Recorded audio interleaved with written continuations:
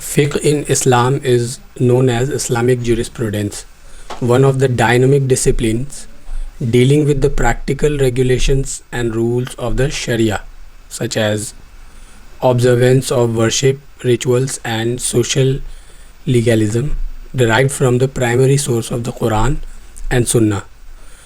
How one should decide whom to follow between four Imams who laid the foundation of fiqh.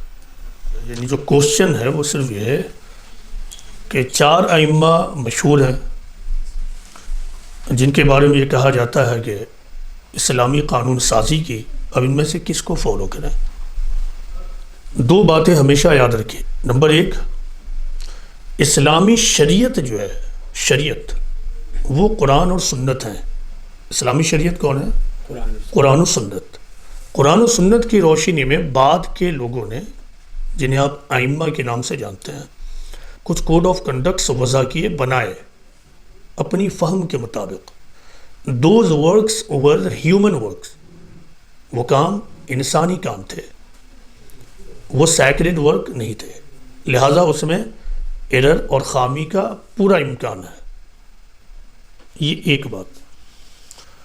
اب دوسری بات یہ ہے کہ ان کے ان کاموں کے نتیجے میں ان لوگوں کے لیے بہت آسانیاں پیدا ہو گئی ہیں جو چیزوں کو گہرے طور سے نہیں سمجھ سکتے ہیں، وہ زیادہ مطالعہ نہیں کر سکتے ہیں، ان کے اندر غور و فکر کی صلاحیتیں نہیں ہیں، وہ اسلامی ماخذ اور نص پر غور و فکر اور کانٹمپلیشن کر کر اپنے لیے اسلامی قانون نہیں معلوم کر سکتے ہیں، تو ان کے لیے یہاں آسانیاں ہیں۔ اور یہ صرف چار ہی ائمہ نہیں ہیں، سینکڑوں ائمہ ہیں۔ ان چار کو بہت زیادہ شہرت حاصل ہوئی، بہت زیادہ شہرت حاصل ہوئی۔ تو اب سوال یہ ہے کہ ان چاروں میں سے کس کو فالو کریں؟ تو فالو تو آپ کو قرآن و سنت ہی کو کرنا ہے۔ آسانی کے لیے آپ ان میں سے جن کو چاہیں آپ فالو کر لیجئے، آپ کو جن پر تشفی ہو جائے، آپ کا دل جس سیٹ آف رولز کو فالو کرنے پر آپ میں اطمینان پیدا کر دے تو آپ اسی کو فالو کر لیجئے۔ اب تیسری بات یہ ہے کہ اس معاملے میں شدت پسندی اسلامی تعلیم کے خلاف ہے، اور یہ بات کہ I am right and they are wrong, یہ اسلامی تعلیم نہیں ہے، کیونکہ جس بنیاد پر کھڑے ہو کر آپ کہہ رہے ہیں I am right they are wrong, آپ کو جاننا چاہیے کہ یہ بنیاد انسانی بنیاد ہے، یہ انسانی بنیاد، انسانی کام ہے، اور انسانی بنیاد پر کھڑا ہو کر کوئی یہ نہیں کہہ سکتا ہے کہ I am right they are wrong. اصل شریعت قرآن و سنت ہے، تو قرآن و سنت میں جو عقائد کی چیزیں ہیں جن کو لا محالہ at any cost as it is آپ کو عمل کرنا ہے، تو وہ تو قرآن و سنت میں بالکل واضح انداز میں 2 اور 2 4 کی طرح آلموسٹ بتا دیا گیا ہے، اس میں کوئی بہت بگ اختلاف نہیں ہے۔ مثال کے طور پر اسلامی عقائد میں سے ایک اہم عقیدہ نماز کا ہے، وہ یہ کہ ہر مسلمان کے اوپر، بالغ مرد اور عورت کے اوپر ہر حال میں دن بھر کی 5 وقت کی نمازیں فرض ہیں، اوبلیگیٹری پریئرز ہیں، یہ آپ کو پڑھنا ہے چاہے کسی حال میں ہو، ناپاکی کی حالت چھوڑ کر۔ مرد اگر ناپاک ہوگا تو طہارت حاصل کر کر اپنے آپ کو پیوریفائی کر کر نماز ادا کرے گا۔ عورتوں کے ساتھ مہینے میں کچھ اوقات ہوتے ہیں، اس میں وہ ناپاک ہوتی ہیں، تو اس وقت ان کو نماز معاف ہے، اور جیسے ہی طہارت حاصل ہو پھر وہ نماز ادا کریں گے۔ تو یہ نماز اوبلیگیٹری ہے اور فرض ہے، انہیں پڑھنا ہے۔ اس معاملے میں کسی کا کوئی اختلاف نہیں ہے۔ اب چاروں ائمہ میں چلے جائیے، ان کے علاوہ بھی جو ائمہ ہے کہیں کوئی اختلاف نہیں ہے، نہ شیعہ میں نہ سنی میں۔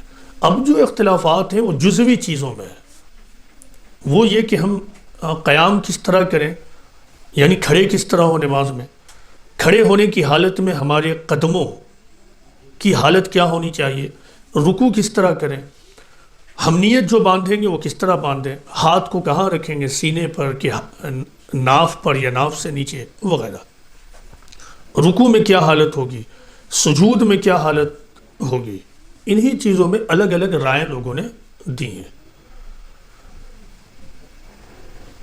ان 5 وقت کی نمازوں میں فجر کی نماز میں 2 رکعت فرض ہے، 4 رکعت ظہر، 4 رکعت عصر، 3 رکعت مغرب اور 4 رکعت عشاء، اس میں کوئی اختلاف نہیں ہے۔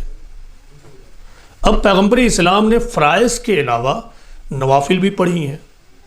نفل عربی لفظ ہے جس کا مطلب ہوتا ہے زائد، تو فرض کے بعد، فرض کے علاوہ جو نمازیں آپ نے پڑھی اس کو نفل نماز کہی جاتی ہے، یعنی نوافل، تو آپ نے وہ بھی پڑھی ہے۔ اب ہمارے علماء نے، بعد کے علماء نے ان نوافل کو کیٹیگرائز کیا اور اس کا الگ الگ نام رکھ دیا، سنت، سنت موقدہ، مستحب وغیرہ، واجب، ہے نا۔ تو اب اس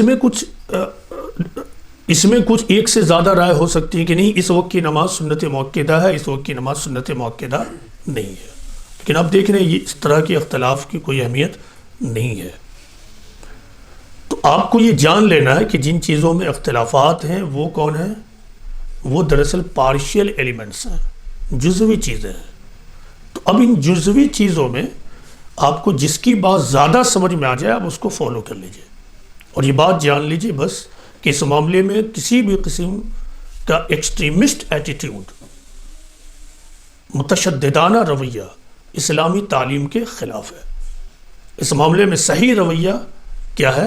یہ بھی ٹھیک اور وہ بھی ٹھیک۔ مثال کے طور پر ایک مرتبہ پیغمبر اسلام محمد صلی اللہ علیہ وسلم نماز پڑھا رہے تھے۔ اس وقت جب آپ رکوع سے اٹھے تو رکوع سے اٹھنے کے بعد ایک شخص نے کہا ربنا ولک الحمد کہا جاتا تھا، تو اس کے بعد ایک صحابی نے اس میں کچھ اور اضافہ کر دیا، ربنا ولک الحمد حمدن کثیرن طیبن مبارکن۔ اس وقت تک خود پیغمبر اسلام نے بھی یہ اضافہ نہیں کیا تھا، آپ بھی عام طور سے یہ نہیں پڑھتے تھے۔ جی نماز ختم ہوئی تو پیغمبر اسلام نے پوچھا کہ یہ کس نے کہا؟ تو ایک صحابی نے کہا کہ میں نے۔ تو پیغمبر اسلام نے کہا کہ بہت خوبصورت کلمہ ہے یہ، ہو گیا، اب اس وقت سے جاری ہے، آپ کو پڑھنا ہے تو آپ پڑھیے، نہیں پڑھنا ہے تو نہیں پڑھیے۔ یہی معاملہ ہے جزوی چیزوں کا، یہی معاملہ ہے جزوی چیزوں کا۔ تو اس سے کیا پتہ چلا کہ پیغمبر اور اصحاب پیغمبر کے درمیان ان چیزوں کے معاملے میں توسع تھا۔ توسع کا مطلب یہ ہے اکوموڈیٹ کرنا، چلو ٹھیک ہے، یہ بھی ٹھیک ہے، وہ بھی ٹھیک ہے، یعنی جب بیسک تعلیم اور اساس پر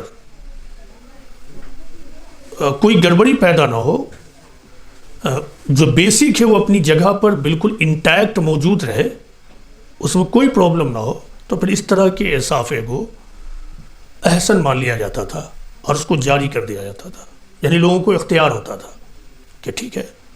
تو آپ ائمہ کے معاملے میں یہی رویہ اختیار کیجئے۔ خود ائمہ کے بارے میں جو کتابوں میں باتیں آتی ہیں وہ یہ کہ ائمہ یہ کہا کرتے تھے، امام کی جمع ہے ائمہ، تو ائمہ یہ کہا کرتے تھے کہ میری رائے درست ہے، میری رائے، میری اوپینین درست ہے، غلطی کے احتمال کے ساتھ، میری رائے درست ہے غلطی کے احتمال کے ساتھ، یعنی غلطی ہونے کا چانس ہے اس میں۔ اور آگے کہتے تھے ان کی رائے غلط ہے صحیح ہونے کے احتمال کے ساتھ۔ بات پکڑ رہے ہیں کہ نہیں؟ میری رائے درست ہے میرے نزدیک، چونکہ میں نے اپنے علم اور تحقیق میں یہی درست پایا، لیکن اس میں غلطی کا امکان موجود ہے، اور میرے علم کے نزدیک ان کی جو یہ رائے ہے وہ غلط ہے، لیکن اس میں صحیح ہونے کا امکان موجود ہے۔ تو یہ تھا ائمہ کا حال۔ یہ تو بعد کے سطحی قسم کے علماء جو ہوئے انہوں نے یہ شدت پسندی پیدا کر دی، اور اس سے امت کے اندر بہت زیادہ بگاڑ پیدا ہوا، نقصانات ہوئے، اور مسلمان خود آپس میں مسلک کے نام پر لڑنے لگے، مسلک کے نام پر مسجد اور مدرسے بننے لگے، اور یہ آج تک جاری ہے۔ اب ضرورت اس بات کی ہے کہ مسلکی معاملے میں توسع اور اکوموڈیٹنگ ایٹیٹیوڈ کو پیدا کیا جائے، لے کر چلنا، اکوموڈیٹ کرنا، اور اپنا عمل اپنی رائے اور اپنے علم کے مطابق کیا جائے، اور دوسروں کے معاملے میں آپ ویلکمنگ نیچر رکھیں، جو صحیح بات آپ پہنچاتے رہیں، آپ کو جو درست لگتا ہے